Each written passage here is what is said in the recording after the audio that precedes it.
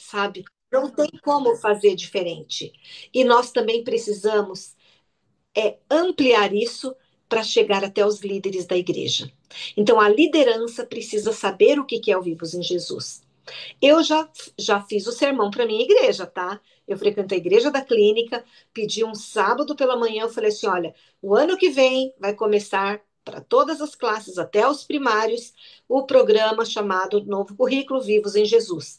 E eu pedi o sábado pela manhã, eu falei, hoje não é um sermão normal, ele é a base do que nós vamos trabalhar para as crianças. E daí eu mostrei as facetas desse discipulado para que a igreja conheça, para que os pais conheçam, e daí eles já vão assimilando. Isso nós vamos repetir, repetir, repetir, repetir, quanto for necessário, tá certo? Então, qual é essa base? Pode passar o próximo slide para a gente pensar um pouquinho nos testemunhos pessoais da gente, tá? O que eu tenho de testemunho da minha família? Então, eu vou contar, tenho que contar algumas histórias. Eu morei numa ilha, meu pai era missionário, e meu pai, nessa ilha, saía. Ele era professor, no caso, dava as aulas, mas cuidava do postinho missionário. Era tipo a farmácia que tinha lá. E deu um surto, tipo pneumonia, alguma coisa pulmonar, no povo tudo da ilha, tá? E o que meu pai fez? Pegava uma panelinha, pegava as injeções que ele ia aplicar, pegava as agulhas, levava panelinha, porque tinha que ferver a agulha, não tinha descartável, tá? Eu nem preciso falar a minha idade, né? Com tudo isso aí. Então, o que aconteceu? Ele foi de casa em casa na ilha. Tem alguém doente? Ele fervia a agulhinha, aplicava a injeção. Como que era a injeção? Tinha um pozinho num vidrinho e água destilada no outro. Então ele tinha que sugar a água destilada, aplicar naquele tubinho, balançava muito e depois ele sugava de novo, passava para a seringa e injetava na pessoa. Simples assim. E ele foi indo, casa por casa. A última casa, a pessoa estava muito mal, mas assim, prostrada, mal mesmo. Era um senhorzinho. E meu pai, ali já cansado de tanto fazer aquilo, ele não percebeu. Ele pegou o tubinho que tinha já retirado. Ele colocou a água destilada num tubinho que já tinha sido usado. Balançou, balançou, balançou, mas aquele pozinho já tinha saído, tá? E daí ele sugou aquele pozinho, a aguinha, que só foi água destilada, aplicou no homem. Quando ele chegou em casa, que ele foi fazer os acertos, assim, um relatório daquilo, ele viu que tinha um tubo com um pozinho. E ele falou, e foi o último. Eu tenho certeza. E aquele homem vai morrer. Sabe o que meu pai fez aquela noitinha? Ele nos reuniu como família e ele clamou ao Senhor e ele pediu para nós: orem, orem, porque senão esse homem vai morrer. E ele precisa de Deus atuando, precisa de um milagre. Meu pai fez isso. E quando ele fez aquilo, eu era criança, eu tinha uns 7 para 8 anos. Ficou nítido na minha mente. E eu orei, gente, eu orei. E a família inteira orou. Amanheceu o dia, meu pai orou e meu pai, ó, foi do outro lado da ilha para poder ver o que estava acontecendo. E quando ele chegou lá, a ilha se chamava Ilha Rasa, tá? Ela era uma ilha plana, mas nesse lugarzinho tinha uma pequena elevação. Que ele olha, as casinhas eram feitas em cima, assim, eles põem um monte de tijolinha, faziam a casinha em cima. O homenzinho já estava lá na porta, acenando, e aí, professor? Que bom, olha a injeção de ontem. Foi top. Por que eu estou contando essa história? Isso se chama discipulado. O meu pai não enfrentou crise sozinho. Ele nos convidou para passarmos a crise junto com ele. E quando ele chegou em casa, de novo ele contou: olha o que aconteceu, o milagre assim, assim, assim. E eu conto essa história, eu falo em adoração infantil, porque eu vivi. E sabe o que mais meu pai fazia de discipulado? Ele tinha vários estudos bíblicos. Não era só sábado à tarde. Às noites ele saía com o lampiãozinho, ia na casa das pessoas e ele falava assim: vamos, filha, vamos comigo. E lá ia eu. Era um projetor de slides. Não tinha luz elétrica, mas a gente tinha bateria. E daí eu era responsável de ficar passando os slides. Era assim, a gente colocava num negocinho e aparecia lá do outro lado. Se eu colocava virado, aparecia as pessoas tudo de ponta cabeça. E daí todo mundo ria, mas eu logo desvirava. O que era isso? Discipulado. Eu estava ouvindo, ouvindo e ouvindo todos os dias praticamente, não só o sermão do meu pai, mas a vida do meu pai eu estava lendo e eu estava assimilando aqueles estudos bíblicos. O que é isso? Exemplo de discipulado. Então, por isso que eu falei, nós vamos ter que assim, agarrar nas famílias, porque a família vai ter que entender que tudo que ela fizer é em prol dessa educação desse filho especial. Aí eu vou contar meu caso pessoal. Eu morava num apartamento, é até aqui no Brooklyn, no bairro que eu estou em São Paulo. E na frente do prédio tem uma árvore, ela ainda está lá, viu? E ela é muito alta. O meu andar era o sexto, e essa árvore passa do sexto andar. É como se fosse um cipreste. E eu estava viajando, estava longe, fora, e de repente minha filha me liga. Falei, nossa, o que está acontecendo? Ela falou assim, mãe, ore, a árvore está enlouquecida. Agora a gente ri da situação, né? Tava um vento tão forte e a árvore balançava, mas balançava muito, muito. Ela até filmou e mandou. A árvore está enlouquecida, ora, mãe, ora, por favor. E eu reuni a minha família. E nós oramos pela árvore enlouquecida. Mas a minha filha não era, ela já podia ficar em casa sozinha, já estava jovem. E daí, dali a pouquinho, ela já ligou e falou assim: a árvore já parou. Obrigado pelas orações. Pronto. O que é isso, gente? Eu tenho que contar casos pessoais para vocês verem que nós temos que ir fazendo isso geração após geração. E eu estou contando a história da minha netinha. E eu gosto demais, né? Que meu filho fez uma fogueira muito grande lá na chácara da sogra, e quando subiu aquele fogaréu, ela falava: apaga, papai, apaga, apaga o fogo. Por quê? Porque vai queimar o Jesus. Quem é Jesus para minha neta? É real, é vivo, sabe? Ela não tem essa dimensão de local onde ela estava. 4 anos.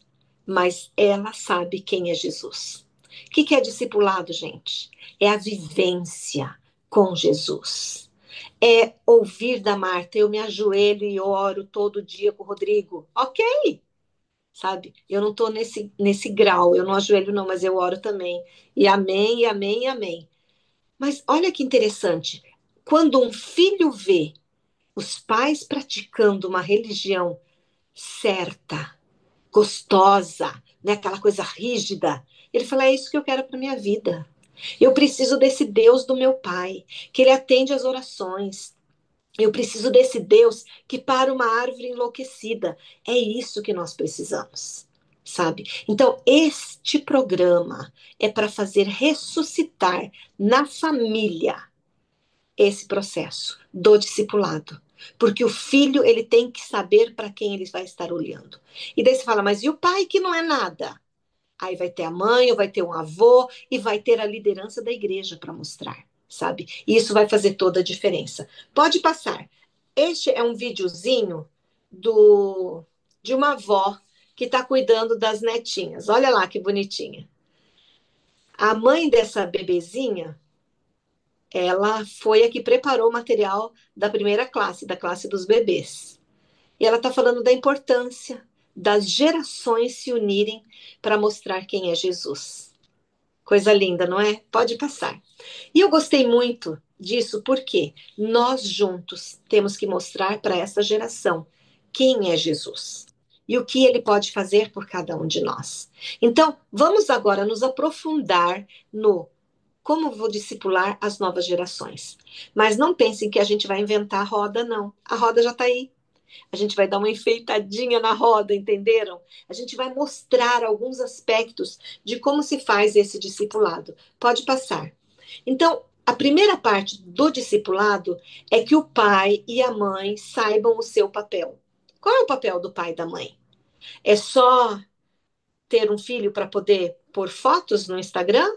Para dizer que o filho é um gênio especial, que é de outro mundo, que já sabe contar até 1000, tendo 2 anos de idade? É para isso? Não.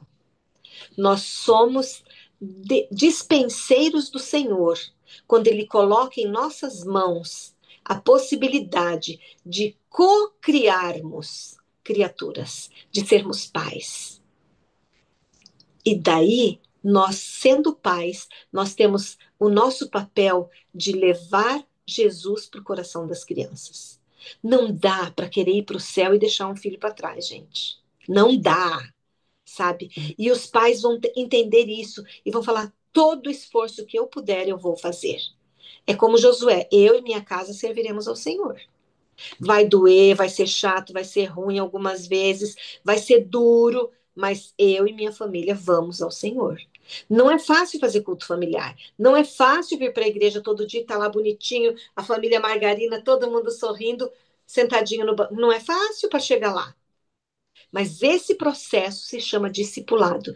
Então vamos ver um pouquinho esse papel dos pais, primeiramente, para a gente entender essa questão do discipulado. Pode passar. Então, a gente vai lá para o nosso verso áureo, né? O verso áureo é Provérbios 22:6, que diz assim: ensina. Você sabe o que é ensinar? Então, eu vou dar um exemplo. Não sei quantos aqui sabem dar nó em gravata, mas se alguém chegar para mim e falar assim: ó, pega a gravata, passa por trás da cabeça, e daí você faz isso, mão direita, mão esquerda e tal e tal. Quando ela terminar, eu vou falar: desculpa, não deu. Que ela tem que fazer? Junto comigo. Vamos lá. E vai, de preferência ficando assim do meu lado, para eu poder ver exatamente o que ela está fazendo. Então, a Bíblia, ela é claríssima quando ela diz: ensina a criança o caminho que ela deve andar. Eu não ensino o caminho, mas eu ensino no caminho. Entenderam a diferença? Eu estou junto no caminho. E até quando envelhecer, não se desviar.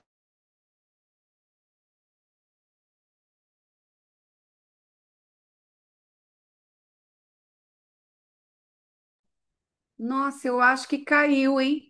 Eu acho que caiu da Nájima. Gente, que coisa linda, né? Ah, eu amo esse assunto do discipulado. E esses dias eu encontrei na internet uma foto que, assim, tocou muito forte no meu coração. Eu estou até procurando aqui porque eu salvei e eu queria até compartilhar com vocês essa foto. Depois eu vou colocar no grupo das alunas, tá bom? Do curso de liderança. É uma foto que mostra o pai e a mãe ajoelhados na beira da cama e os quatro filhos ajoelhados junto com os pais. Sabe por que que essa foto me tocou? Porque essa foi a minha infância. Toda noite, meu pai reunia em volta da cama dele, meu pai, minha mãe e os seis filhos, nós somos em seis. E toda noite a gente cada um falava um motivo de gratidão daquele dia. Depois a gente ajoelhado, já estava ajoelhado, né? Depois meu pai lia a Bíblia, depois a gente orava de mãos dadas, levantava e todos se abraçavam e depois a gente ia dormir. Isso era uma prática assim, era igual escovar dente, era todo dia, era uma rotina na nossa casa. E isso fez com que a gente nunca, nenhum dos seis filhos desviasse dos caminhos do Senhor, né? Por quê? Porque meu pai, ele criou a gente assim, apaixonados por Jesus. Discipular é isso, é você mostrar para o seu filho que você ama Jesus. Você já ouviu algum pastor dizendo assim: "Ah, eu não, desculpa, eu vou contar outra história, não vou contar essa, não. Você já viu, por exemplo, depois do sábado de manhã, quando chega em casa, na hora do almoço, o pai e a mãe conversando sobre o sermão e dizendo: Ah, hoje o sermão foi tão fraco, ai, hoje não teve um conteúdo melhor, contou uma história bíblica que a gente já até conhece tipo, reclamando do sermão que o pastor havia feito, né? E aí depois o filho fala: Também, mãe, por R$ 1 que vocês deram de oferta, tá muito bom, né? E isso é uma historinha que representa, às vezes a gente é tão mesquinho e a gente quer receber tanto, né? Não que a oferta tá pagando o sermão, né? Mas também a gente está ali para demonstrar a nossa gratidão e a gente está ali para ser alimentado. Deus sempre tem o que falar com a gente. E as crianças estão nos observando, observando que a gente está reclamando, observando que a gente já não dá oferta, a gente dá esmola na igreja. E o que que vai acontecer? Quando crescer, ela fala assim: Eu não vou nessa igreja. Meu pai e minha mãe nunca deram valor, sempre reclamaram, agora eu vou continuar. Eu vou procurar outros caminhos. Então, gente, cuidado, viu? Isso é muito sério. né? Quando a gente fala de discipulado, é discipulado mesmo, de verdade, é a gente mostrar, a gente ensina pelo exemplo, pela postura. E hoje em dia a gente fica preocupado com essa questão da postura. Será que os professores têm postura de pessoas cristãs? Porque as crianças estão nos observando. Eu insisto um pouquinho em relação à maquiagem, às unhas, né? Ah, é porque está na moda aquela unha pontuda, grande e bem pontuda. Gente, cuidado, a gente é professor de escola sabatina, a gente é exemplo para as nossas crianças. A nossa unha tem que ser bem cortadinha, sabe? Tem que ser o mais simples possível, o mais... É isso que Deus fala na Bíblia, sobre modéstia cristã. Ô, a professora Nájima voltou. Voltou aí, que bom. Continua, querida. Ah, desculpa aí, viu, gente, mas são coisas da internet aí que deu ruim aqui total e caiu tudo. Mas agora já consegui voltar. Ai, desculpa, mas vamos lá. É interessante a gente pensar nessa questão do ensino, tá? E é muito importante a gente rever o que é que nós estamos ensinando para as crianças. E isso faz toda a diferença. Então, vamos cuidar, tá? O ensino precisa ser de qualidade, com paixão, com motivação, porque é a nossa vida, sabe? E isso vai fazer toda a diferença. Então, vamos lutar para isso. Eu vou pedir para a Jennifer passar o próximo, é um texto do livro Lar Adventista. E não tem como não ler Lar Adventista, orientação da criança, nessas horas que são tão importantes. Olha o que diz esse texto, ele é grande, mas ele fala do papel dos pais, tá? Em sua sabedoria, o Senhor determinou que a família seja o maior dentre todos os fatores educativos. Uau! Captaram? Quem é o maior agente educativo? Você pode ser a melhor professora do mundo, mas a família é o primeiro agente educativo. É no lar que a educação da criança deve iniciar. E ali está a sua primeira escola. Ali, tendo seus pais como instrutores, terá a criança de aprender as lições que devem guiá-la por toda a vida. Ai, eu gosto demais desse texto. Sabe por quê? Ele dá o direcionamento e ele vai agora abrir o leque. O que eu tenho que ensinar para uma criança? Lições de respeito, obediência, reverência, domínio próprio. Quando eu leio isso, eu fico assim, olhando para mim mesma, falo, para eu ensinar, eu tenho que ser isso. Eu tenho que ter respeito com as pessoas, com os idosos, com o planeta. Eu tenho que ser obediente, eu tenho que ter reverência. E chegando no domínio próprio é mais forte ainda. Então, tudo isso é papel dos pais. Eles têm que vivenciar para eles poderem ensinar, sabe? As influências educativas no lar são uma força decidida para o bem ou para o mal. São, em muitos sentidos, silenciosos e graduais, mas sendo exercidas na direção devida, tornam-se fator de grande alcance em prol da verdade e justiça. Se a criança não é instruída corretamente ali, no lar, o que vai acontecer? Satanás a educará por meio de fatores de sua escolha. Quão importante, pois, é a escola do lar. Gente, vocês sentiram o peso?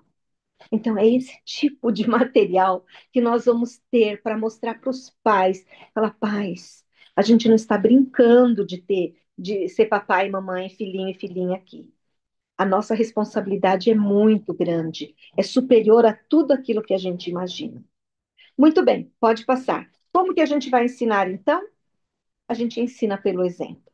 A ideia do Vivos em Jesus é mais ou menos a seguinte: horário do devocional pessoal. O pai tem que ter o seu horário, a mãe tem que ter o seu horário do devocional. E a criança também. Aí você fala assim, mas o meu filhinho de 1 ano não para quieto. Sim, os 5 minutinhos ele vai parar. Você vai dar um livro, você vai dar uma atividade, você vai pôr algum brinquedinho na mão dele, mas ele precisa ver que você se ajoelha para orar. Ele precisa ver que você canta no seu devocional, entendeu? Ele precisa ver você fazendo, porque daí vai validar o que você fala para ele. Então, isso não é culto familiar, é o devoção pessoal. do pai e da mãe. E daí você fala, mas é difícil, como que eu vou entrar lá naquela família? A gente vai dar as ideias, a gente vai dar a motivação. Seu filho precisa ver você. Ele viu você orando essa semana? O que que ele fez quando você se ajoelhou e ficou, entendeu? Nós vamos conversar com os pais a respeito disso. Pode passar. Tem mais um texto que para nós são os dois textos chaves, né? Qual é a didática, então, dos pais? Estas palavras que hoje te ordeno estarão onde? Primeiro no coração do pai, do adulto, certo? E daí você vai inculcar, ó. Inculcar é jogar aqui para dentro, tá? Dos teus filhos. E dele você vai falar assentado na tua casa, andando pelo caminho, ao se deitar, ao se levantar. É o tempo todo. O tempo todo nós ensinamos. Quando andamos, quando falamos, quando reclamamos, quando xingamos no trânsito, a gente está educando. A gente está sendo exemplo. Exemplo a ser seguido. E isso é o que os pais precisam entender. Que esta criança está sendo moldada. Vou dar um exemplo meio assim, tá? A minha filha está com duas crianças pequenas. Então, tomou de jejum e tal e tal. Ela falou: ai, mãe, é tão cansativo, vai, escova dente, faz não sei o quê. E ela falou assim: eu vou escovar uma vez por dia, só à noitinha. Já a minha nora tem só uma menininha. E daí, nós estávamos todos juntos lá na minha casa, fim de semana passado, e de repente a mamãe, né, a minha nora, chamou a filhinha e falou: tomou de jejum, vem escovar os dentes. Aí o meu netinho de 2 anos, ele olhou para ela, tá com 2 anos e meio, tá? Ele olhou para ela e falou assim: você já vai dormir? Criança aprende ou não aprende? 2 anos e meio. Para ele, escovar o dente e ia dormir, entendeu? Que é o horário que minha filha adaptou nesse períodozinho aí. Daí eu falei, tá vendo, Fran? Tem que fazer o processo normal, das 3 vezes, tá tudo bem quando come. Mas eu estou mostrando para vocês que uma criança de 2 anos e meio já consegue ver ensinos assim, que estão no ar, que ninguém parou e falou para ele o que, que tinha que ser, mas ele já captou. E ele sabe o que que é de adulto, o que que não é de adulto, sabe? Então, é muito importante a gente cuidar disso nas nossas crianças. Tem mais um texto do Espírito de Profecia, que é da orientação da criança. Pode passar, Jennifer, que diz assim, ó: sobre todos os pais repousa o dever de proporcionar instrução física, mental e espiritual. Deve ser o objetivo de cada pai alcançar para o seu filho um caráter equilibrado. Eu tenho que parar aqui. Qual é um dos pilares do Vivos em Jesus? Caráter. Olha o que o texto diz para nós. Então, é caráter, graça e missão. E ali diz que nós precisamos cuidar para que tenha caráter equilibrado e simétrico. Nada de cair para um lado, nada de cair para o outro lado, ou ser aquele tipo laissez-faire que pode fazer tudo, ou ser rígido, rigoroso do outro lado. Não, é equilíbrio. Tá? Esta é uma obra de não pequena grandeza e importância, e que requer ardoroso pensamento e oração, não menos que esforço paciente e perseverante. Deve-se pôr um fundamento correto, construir uma armação forte e firme, prosseguindo então, dia após dia, na obra de edificar, aprimorar e aperfeiçoar esse caráter. Que coisa linda! Nós estamos aqui para ajudar os pais a enxergarem a dimensão da vida que eles levam, influenciando a vida dos filhos deles. E isso, assim, é fundamental. O que mais a gente vai ter que ajudar os pais a verem? Pode passar. A diferença de cultos na casa. Então, o meu culto pessoal é uma coisa. Pode passar, Jennifer. Eu vou fazer o meu devocional. No meu devocional, eu posso pôr a lição da escola sabatina de adultos, eu posso pôr o devocional de adulto, eu gosto de ouvir todos, tá? Até o do, dos adolescentes. Eu acho sensacional.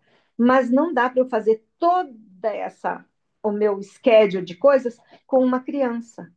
Então, mas o meu pessoal precisa ser preenchido.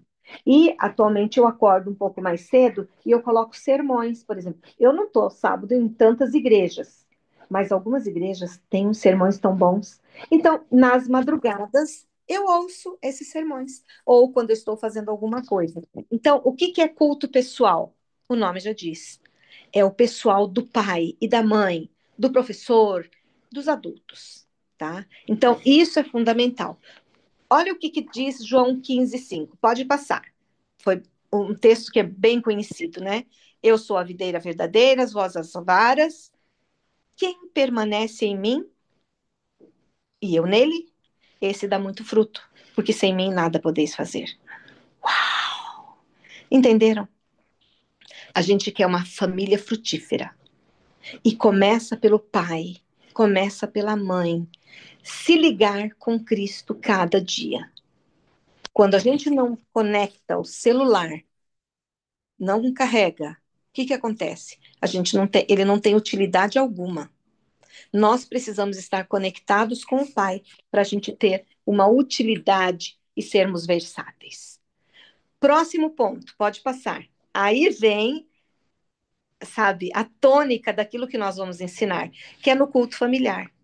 E é muito importante, gente, pela manhã e à tarde. Pela manhã e à tarde. Quanto tempo? Depende da idade das crianças. Depende do que eu estou programando. Então, não dá para ser aquela coisa, eu sento no sofá e vai cair o devocional na minha cabeça. Não. Eu vou programar. Eu vou me organizar para ter um culto familiar adequado para eu poder realmente chegar nas crianças. Pode passar. O texto base, lógico, buscar em primeiro lugar o reino de Deus. Então, a família vai se adaptar para buscar sempre Deus em primeiro lugar. Nem sempre o culto é a primeira coisa, porque tem crianças que acordam já com muita fome. Então, você dá o de jejum e, na sequência, você faz, então, o culto familiar. Pode passar. De novo, a orientação da crianças vem trazendo mais uma orientação. Em cada família deve haver um tempo determinado para o culto matutino e vespertino. Essa semana, como eu cheguei ontem aqui na minha filha, um vizinho do prédio veio para brincar com as crianças. E daí era o horário do, do jantar, ele já comeu aqui junto, e daí a gente estava conversando, ele falou, eu preciso ir embora. Esse menino tem 5 anos, tá? 5, ele fez agora em agosto, 5 anos. E ele falou assim, eu durmo, a moça, a babá que cuida dele, falou assim, ele dorme às 8h20. Ele olhou para ela e falou, não, nós mudamos. Agora eu tenho que deitar exatamente às 20 horas. Olha isso. Um menino de 5 anos, ele sabe exatamente o horário que ele tem que dormir. E a gente? Como que está a nossa rotina? E a rotina espiritual? Então, o texto de orientação da criança diz assim, deve ter um tempo determinado. Então, tem que ter horário para o culto, sim, de manhã e de tarde, quando, na preferência, se reúne toda a família. É lógico que se o pai sai de madrugada, você não vai acordar os filhos na madrugada e depois, né, não ter uma ocupação. Mas, à medida do possível, tenha esse horário apropriado, tá? Os pais devem se reunir com os filhos ao redor de si antes de quebrar o desjejum. E aquilo que eu falei, aqui cabe uma adaptação por conta da necessidade de cada criança. Não dá para eu fazer um culto com uma criança chorando de fome, certo? Então, nós vamos trabalhar essa questão, sim, com as crianças. O que mais é importante? Pode passar. Então, culto de manhã e à noite, a gente já viu. E o que mais? Agora vem a delícia. É a recepção e guarda do sábado, gente. O sábado é esperado na casa, na família. As crianças sabem que o sábado vai chegar e que vai ser um dia feliz e que vai ter uma comida gostosinha. Não, eu não estou falando do prato super caro, etc. Não, e trabalhoso. Tem que ter surpresas, tem que ter coisinhas especiais. E o pôr do sol tem que ser marcante. Quem passou a vida em internato, a Marta já foi de internato, eu fui de internato, eram praticamente 2 pratos, pelo menos no NASP, no período que eu estava lá. Ou era sopa verde e pão de queijo, no outro sábado era a gente chamava de Babilônia. É uma sopa doce que tem ameixa, aveia, etc. Cada vez que se eu chego num lugar e tem a sopa verde, que é sopa de ervilha, com o pão de queijo, eu até respiro, falo, nossa, a memória volta lá para o tempo de internato. O que eu estou fazendo nos cultos de pôr do sol na minha casa? Memórias. Porque o sábado tem que ser um memorial da criação, tem que causar memória na minha vida. Eu preciso lembrar de coisas gostosas, boas, legais que aconteceram, tanto na parte de brincadeiras, de conversa, de abraços, de beijo. Tudo isso tem que acontecer ao pôr do sol. Não é pôr da lua, desculpa aí, tá? Vamos nos esforçar, porque tem que ter os horários certos para todas essas coisas. E para endossar isso, vamos para o texto. Pode passar o slide. Que diz esse texto? Devemos tornar o sábado tão interessante para a nossa família que sua volta semanal seja saudada com alegria. Os pais não podem melhor exaltar o sábado e honrá-lo do que idealizando mais meios de comunicação e a devida instrução na sua família, interessando-a nas coisas espirituais, dando-lhes uma visão correta do caráter de Deus e do que ele requer de nós, a fim de aperfeiçoarmos o caráter cristão e alcançarmos a vida eterna. Pais, tornai o sábado um deleite para que vossos filhos o guardem, acolhendo-o de coração. Uau, que gostoso! A minha infância, eu passei, vocês viram que eu já morei na Ilha Rasa. Antes da Ilha Rasa era terra roxa, sem luz elétrica, sem água encanada, água de poço, poço extremamente fundo. E meu pai falava assim: sábado não pode tomar banho. Por que não podia tomar banho, gente? Eu morava na terra roxa do Paraná, aquela terra colenta. Pensa, porque a dificuldade era a água, não era o processo do banho. Hoje, onde eu estou, eu só vou rosquear um chuveiro, caiu a água, tá ok. Mas lá o processo para o banho era muito terrível. Então, tinham algumas regras. Mas o que o texto está falando para nós? Tornai o sábado uma que dê saudade desse dia tão especial, sabe? Não é pelo tanto que acontece, mas a forma que isso está acontecendo dentro das casas que é importante. Tem um material, pode passar o slide. Alguns de vocês já conhecem, que é uma revista chamada Reparando Brechas. Ela traz várias dicas e vocês podem utilizar como material adicional, pedir para os pais baixarem essa revista para que vocês possam mostrar para cada culto como que é feito e também o processo de culto de pôr do sol. Muito bem, passamos a parte dos pais. E agora vamos um pouquinho na vida dos professores. Pode passar o slide. Então, qual é o papel do professor na escola sabatina? Alguns já estão assim, ó, arrancando os cabelinhos. Fala, e agora, o que eu vou fazer? Você vai fazer o que Deus vai pedir para você. Só que Deus não pede sem te dar antes sabedoria. Ele te capacita. Então, não precisa ter medo de um novo currículo, tá? Tudo vai vir o mais mastigado possível. Já tem site, os outros países já estão fazendo esse currículo, sabe? Já tem muito material pronto, tem músicas novas, a Marta já deve estar apaixonada pelas músicas, tá tudo muito bonito. Então, o que a gente precisa fazer como professor? Pesquisar apaixonadamente, pesquisar, pesquisar, pesquisar, e vai catando coisas, informações que vão ser importantes para você para passar para cada um deles. Mas o principal, passa o slide que vocês vão ver. Qual é o papel do professor? É o papel espiritual. Pode passar, Jennifer. Neste papel espiritual do professor, cabe que tipo de material eu vou ler? Só do Vivos em Jesus? Eu preciso ler como estão as crianças hoje, nesta esta época que nós vivemos. O que é essa geração Y, G, beta e o alfabeto? Preciso conhecer essas crianças. O que está acontecendo com a criança de hoje? Porque ela está menos inteligente que seus pais. Eu vou atrás da pesquisa, eu vou pesquisar. Então, nós precisamos ter todo esse preparo. Mas qual é o preparo espiritual principal? É a leitura da Bíblia, gente. Se a gente não ler a Bíblia e não fazer com que aquilo faça parte de nós, nós vamos ser professores fracos. Nós temos que ser professores de oração, tementes a Deus. E isso vai fazer total diferença. O texto bíblico, está no próximo slide, diz assim, lá em Isaías 54:13. Pode passar, Jennifer. Todos os teus filhos serão ensinados pelo Senhor, e grande será a paz dos teus filhos.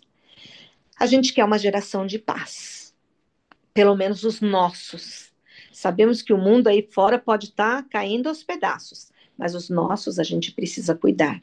E quando nós nos preparamos espiritualmente, nós vamos ser o alicerce para eles. É a base para eles poderem crescer também. Pode passar. Então, nós vamos trabalhar algumas questões. Olha o que diz o livro Educação. O professor participa dessa responsabilidade e necessita constantemente compreender o caráter sagrado da mesma e conservar em vista o propósito de sua obra.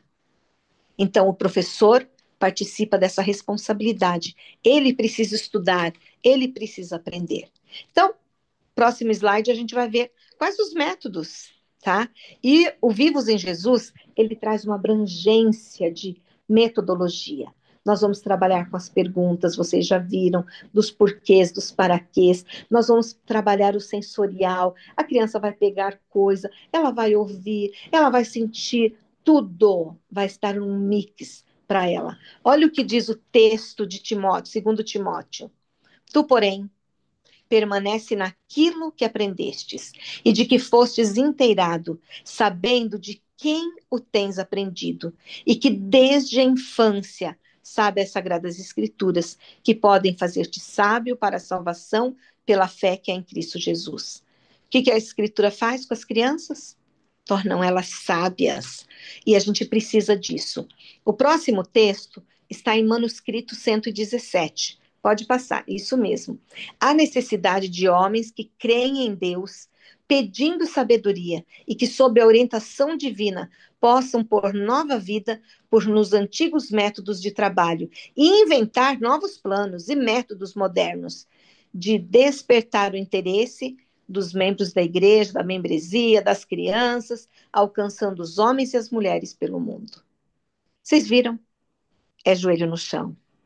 É oração, para que a gente possa aprender novos métodos para alcançar essa geraçãozinha que está aí, chegando a todo vapor, tá certo? Quê? E isso é muito importante. Próximo Ruth, slide. Diz assim, criando um ambiente seguro e amoroso. ela foi. Eu Ruth, acho que a Tati está com o microfone aberto. não sei. Ela Então, foi. Ela é parente. Não foi Ruth que alguém pode casou fechar com o microfone da Tati, por o favor. Poá? Muito bem. O que a gente precisa criar? Nós vamos estudar, nós vamos nos preparar como pessoas, como Quê? professores, mas a gente vai cuidar do quê? Do ambiente seguro e amoroso lá na classe, lá na classinha das crianças. Então, tem que ser um lugar gostoso. Sabe como eu gosto de comparar? Quando a criança abrir a porta da sala, ela fala: "Ah, uau, tudo isso para mim?" Vocês entenderam que nós precisamos cuidar e preparar o ambiente. O texto seguinte, no próximo slide, Ciência do Bom Viver, diz assim: se nos fosse revelada a vida posterior daquele pequenino grupo, veríamos as mães recordando aos filhos a cena daquele dia e repetindo-lhes as amoráveis palavras do Salvador. Veríamos também quantas vezes, nos anos que se sucederam, a lembrança daquelas palavras que guardou os filhos de se desviarem do caminho traçado para os remidos do Senhor. Que delícia! As mães repetindo as histórias e falando do que Jesus havia feito. Isso faz toda a diferença. Pode passar. Sabe o que mais que nós vamos ter, gente? Desafios da diversidade. É muita coisa mudando. Vou contar uma historinha pessoal que meu genro contou agora, ao pôr do sol. Ele atendeu uma paciente, ele é obstetra, ginecologista, obstetra, e ele atendeu a mamãe gestante que levou a criança, que ela já tinha de 2 anos. E quando a criancinha chegou, meu genro quis interagir, conversar, né? Ele ia fazer ultrassom e tal. E daí ele viu que ela estava com um short saia rosa, uma blusinha rosa, né? E o que você fala? Oi, princesa, tudo bem? Então, era princeso. Vocês entenderam? A mãe falou assim: não, ele é menino, mas tem dia que ele quer ser menina. E hoje ele quis ser menina, então hoje ele é a Bela. Pronto. Normal. Tudo normal. E meu genro falou assim, eu que fiquei sem graça, fiquei sem jeito, não sabia o que falar, tipo, e agora, né? Vocês entenderam que mundo que nós estamos vivendo? Não é um mundo fácil. Daqui uns dias você vai ter lá na classe dos bebês uma mãe com um bebê reborn. E daí, como que você vai trabalhar? Mundo de desafios da diversidade. A diversidade de tantos transtornos que nós temos por aí. A diversidade das pessoas não se aceitarem. E nós temos que abrir o nosso leque, porque nós somos pequenos Cristos, pequenos Jesus, para mostrar este amor tão grande. Para cada um, não importa a sua dificuldade, a sua diversidade. O texto a seguir, no próximo slide, está em 1 Coríntios. E ele diz bem assim, ó, fiz-me tudo para todos, para que todos os meios eu consiga salvar alguns. Eita, professora, agora é com você. Você vai se fazer de tudo para poder salvar. É esse o seu papel, essa é a sua missão. Próximo slide vai falar então que não dá para a gente trabalhar sozinho, gente. Nós temos que pedir ajuda para os pais, a colaboração deles. E por isso, já desde a classe dos bebês, os pais devem ficar junto. Os pais.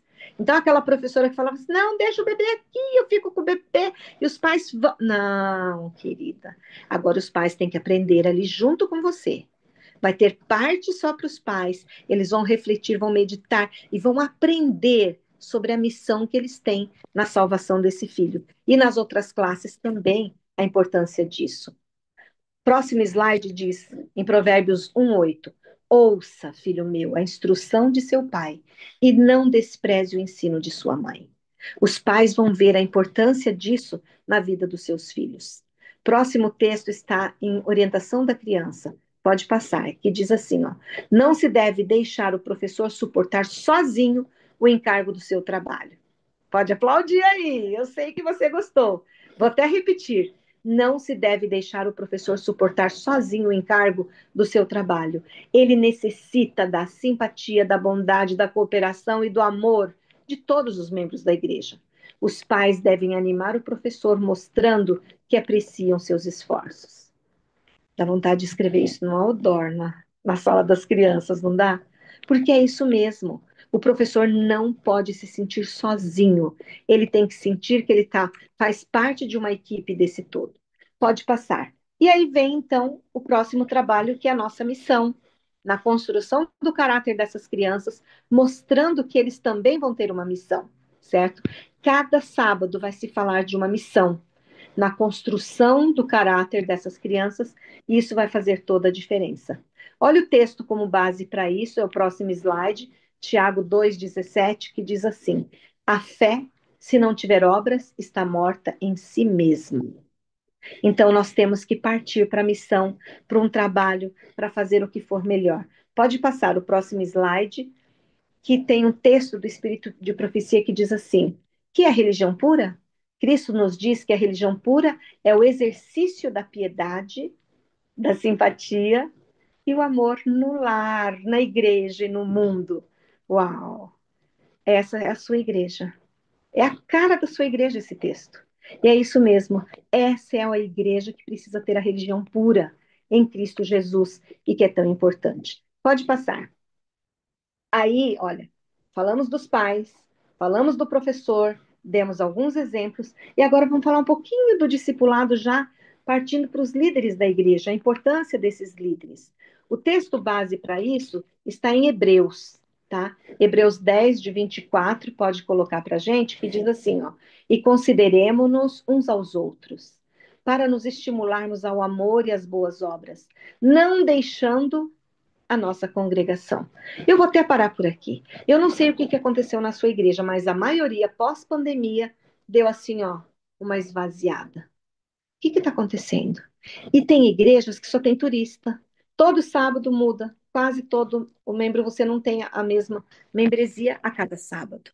Então, aqui está falando que a gente precisa se considerar uns aos outros, estimular o amor, as boas obras, mas a gente não pode deixar a nossa congregação. É ali que nós vamos partilhar o amor, é ali que nós vamos mostrar a nossa paixão. Pode passar. O próximo texto está em orientação da criança, lógico, para a gente aprender um pouquinho mais, e diz assim: Deus indicou a igreja como atalaia, a fim de ter um ansioso cuidado dos jovens e crianças, e, como sentinela, ver que o inimigo se aproxima a dar o aviso de perigo. O que a igreja tem que fazer? Dar um aviso de perigo, sim. Mas a igreja é o atalaia, é aquele que está ali antenado, tipo assim, ó, já estou vendo o mal ao redor, então vem para cá. Isso é o cuidado das crianças e dos jovens que a gente precisa ter. Pode passar. Então, a igreja prepara muitos projetos, tá? Aí tá foto do desbravador, podia ser aventureiro, podia ser São muitos programas da igreja. E como a Marta começou dizendo que ela veste todos os uniformes, né? Tá tudo certo. É isso mesmo. Então, procure dar qualidade a todos os projetos que a sua igreja faz, para que você realmente possa alcançar esse propósito, esse objetivo. Vamos ao texto que dá a base para isso? Pode passar o slide que diz assim, ó: como um povo de posse de avançada luz, devemos imaginar meios com que desenvolvamos um exército de missionários educados que entre nos vários departamentos da obra de Deus. Quem vai treinar esse exército? Não sabe? É você, sou eu. Lá na igreja, nós vamos dar condição desses pequenos avançarem. Por isso, a importância de muitos projetos na igreja. Pode passar.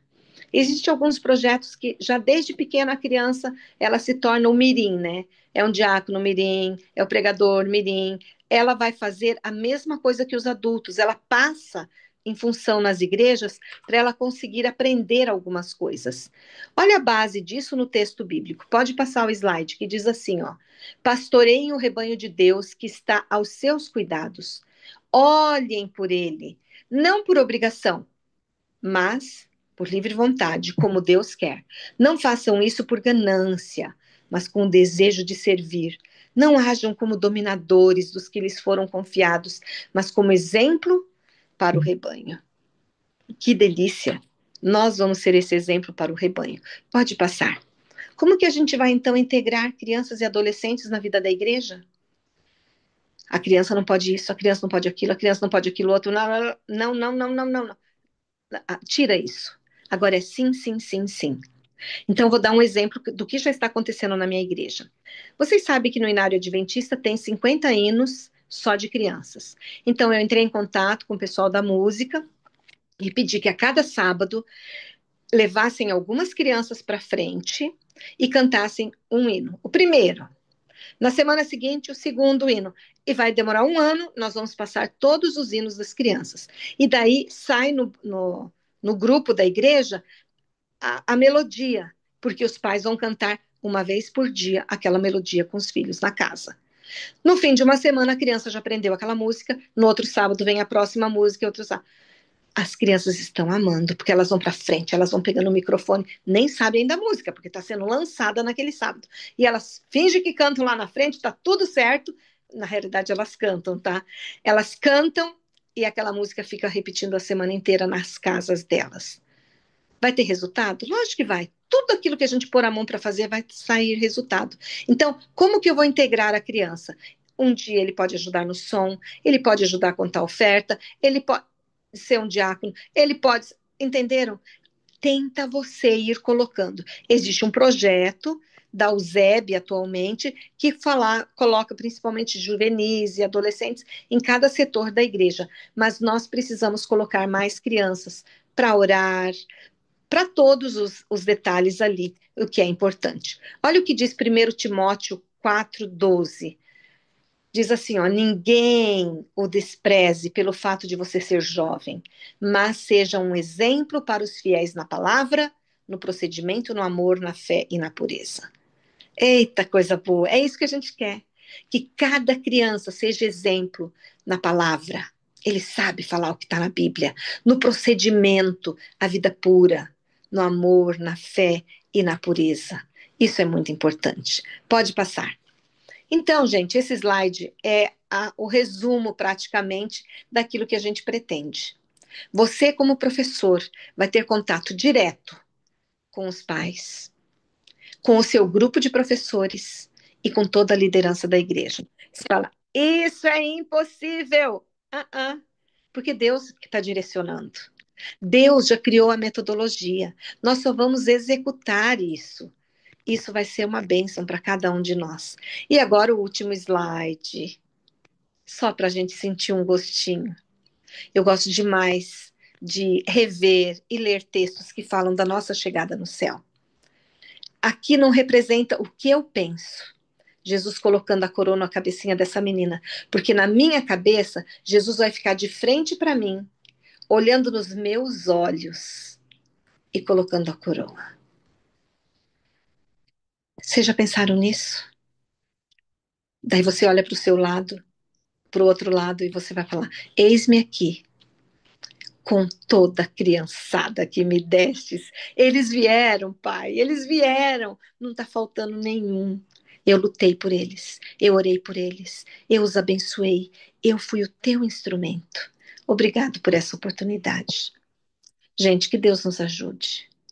Nós somos um caquinho humano, um vasinho quebrado, mas que o Senhor transforme em bênçãos para a vida dessas crianças. Que Deus nos use sempre e sempre. Amém. Ai, Nádima, não acaba não, tá tão lindo. O povo tem que dormir. Ai, gente, eu não quero que seja a última aula hoje. Gente, como eu aprendi, que textos lindos! Gente, eu quero rever essa aula, eu quero gravar cada texto, eu quero grifar. Esses textos tão lindos demais do Espírito de Profecia, gente. Né? Nossa, maravilhosas, as imagens maravilhosas, os conselhos, a responsabilidade que nós temos. Gente, foi fantástica essa aula. Foi realmente a melhor. Na verdade, assim, cada aula eu acho que é a melhor, porque a gente está aprendendo muito, Nadima. É verdade. E sabe, eu fico assim, é, preocupada, porque se a gente não se doar, não se entregar, a gente vai virar tipo um grupo da mesmice. E não é esse o propósito.